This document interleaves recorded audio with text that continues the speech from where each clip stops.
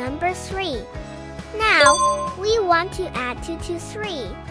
To do that, Freddie will make 2 jumps forward.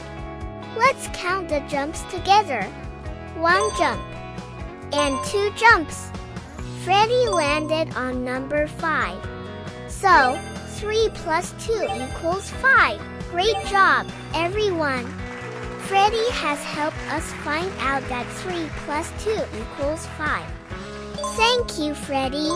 Adding 4 plus 3. Now, let's try another one. Freddie is starting at number 4. We want to add 3 to 4. Let's make 3 jumps together. 1 jump, 2 jumps, and 3 jumps. Freddie landed on number 7. So, 4 plus 3 equals 7. Fantastic! Freddie has shown us that 4 plus 3 equals 7. You all are doing amazing. Now it's your turn to help Freddie the Frog.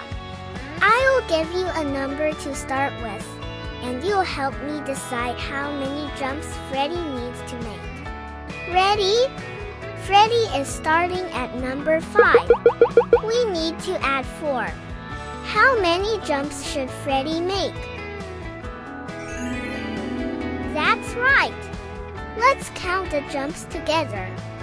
1 jump, 2 jumps, 3 jumps, and 4 jumps. Freddie landed on number 9.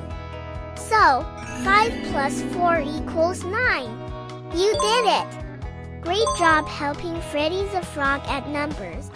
You all did an amazing job today.